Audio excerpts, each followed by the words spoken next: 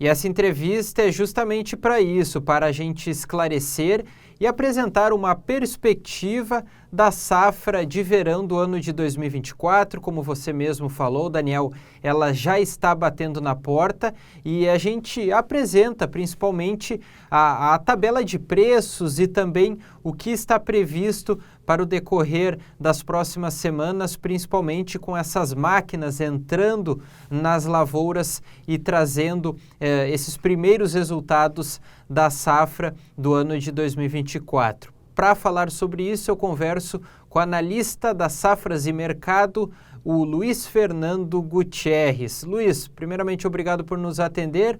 Fala o que se apresenta no cenário brasileiro em relação à safra do ano de 2024, principalmente das culturas de verão. Bom, Bernardo, falando especificamente da soja, né, que é algo que está em desenvolvimento agora, embora o arroz também esteja aqui no Rio Grande do Sul, a gente tem um momento muito delicado, né, que é um momento em que o produtor está focado nas lavouras, né, está focado no desenvolvimento da safra. A gente não tem problemas relevantes no Rio Grande do Sul, isso é um ponto positivo, né? O produtor gaúcho deve se recuperar de duas safras problemáticas, né? Duas safras com uma incidência do Laninha, que trouxeram grandes perdas produtivas, né? Em especial, o ano de 2022 foi muito complicado para o produtor, né? Praticamente perdeu 50% da produção aqui no Rio Grande do Sul. Ano passado perdeu também, mas não tanto.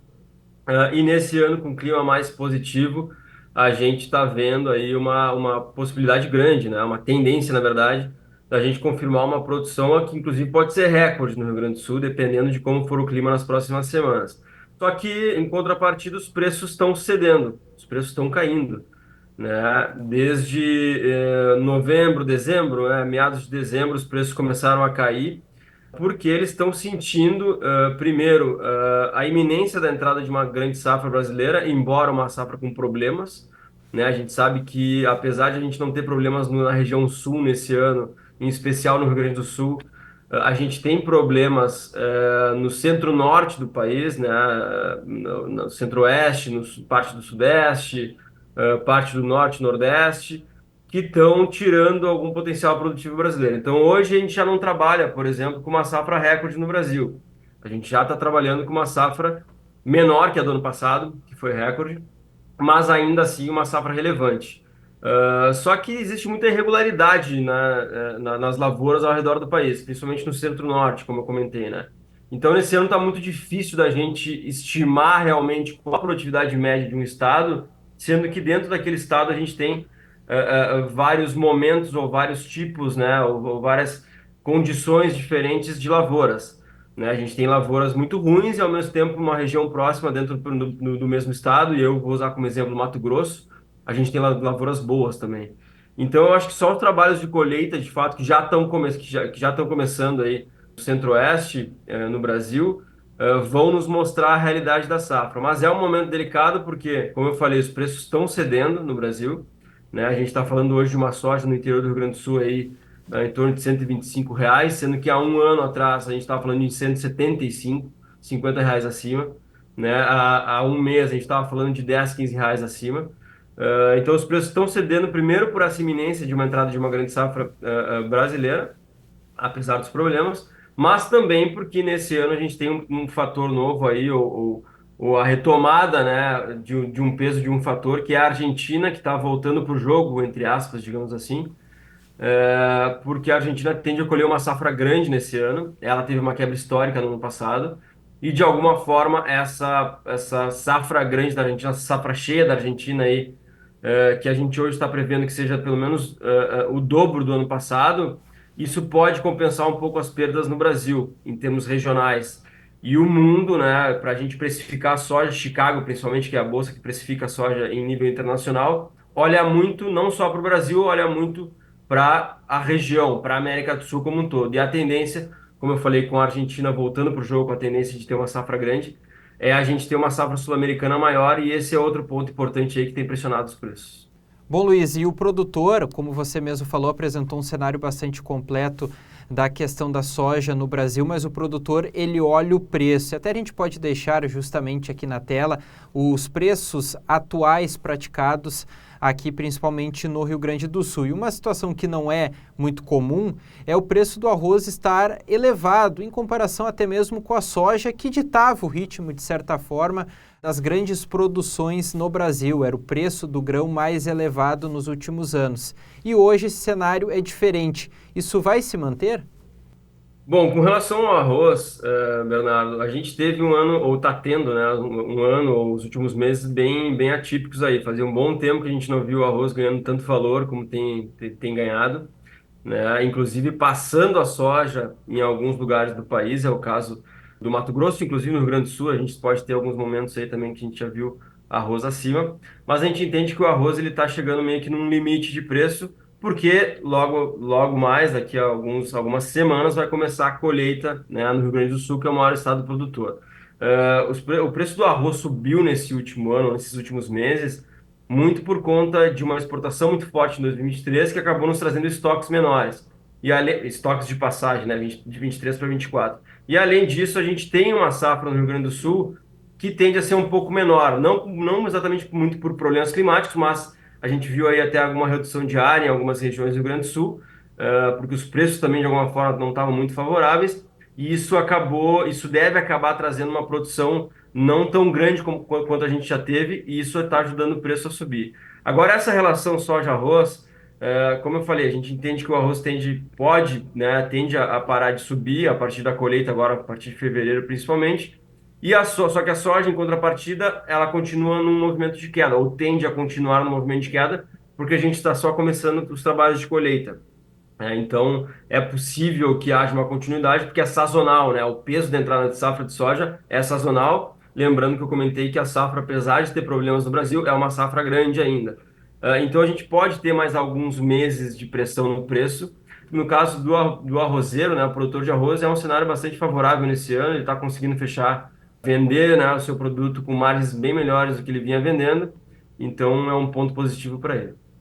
Tá certo, Luiz. Então esse produtor ele já pode, de certa forma, já se preparar porque esses preços dificilmente vão se alterar muito. Talvez o arroz, você falou, pode dar uma recuada por conta da colheita estar em andamento, mas também não vai cair muito e a soja vai permanecer, de certa forma, estável. Esse produtor ele já pode querer fazer o cálculo de um encerramento de safra justamente já com esses preços a serem praticados. E ainda faço esse comentário que você falou da Argentina. Dependendo do cenário da Argentina, ela é um termômetro do que vai acontecer na questão de preço aqui no Brasil. Exato, respondendo de trás para frente. A Argentina é um fator chave nesse ano, né? Como eu falei, o clima nos próximos 3 meses ainda vai ser um fator fundamental para a gente entender o rumo do mercado, né? Pelo menos no primeiro semestre desse ano. Obviamente, depois, mais para frente, a gente vai ter um novo fator que é a safra norte-americana que vai ser plantada aí a partir de abril, maio. Mas assim, como eu falei, a gente tem uma tendência de preço de arroz parar de subir, né? Perder um pouco de movimento positivo. E a gente também tem uma tendência negativa para a soja, né? A gente ainda acha que a soja pode continuar caindo no Rio Grande do Sul.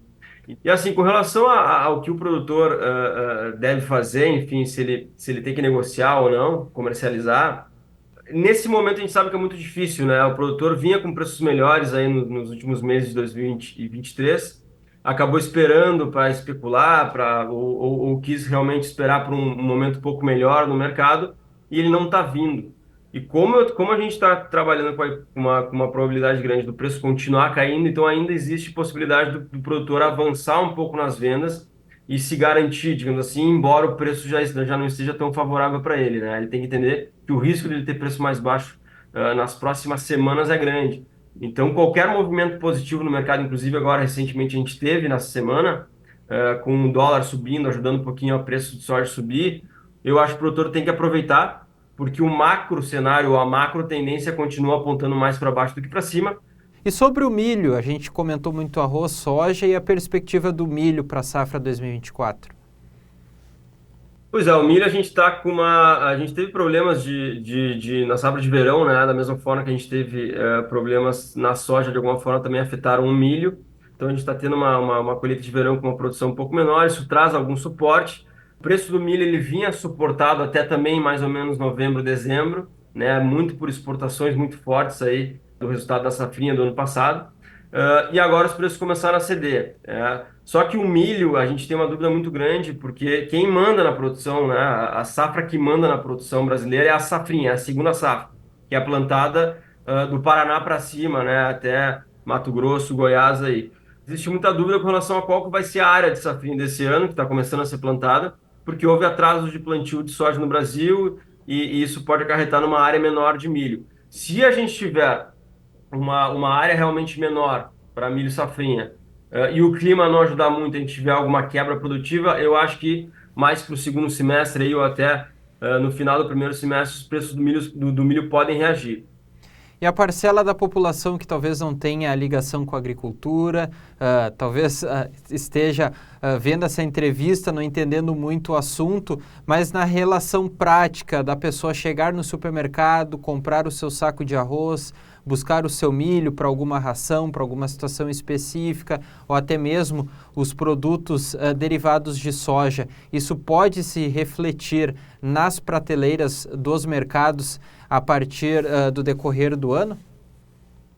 Sem dúvida, se a gente continuar com um cenário negativo para preço de soja, de milho, por exemplo, e os preços do arroz começarem a ceder, naturalmente a gente tem espaço para os preços, né, nas gôndolas também recuarem.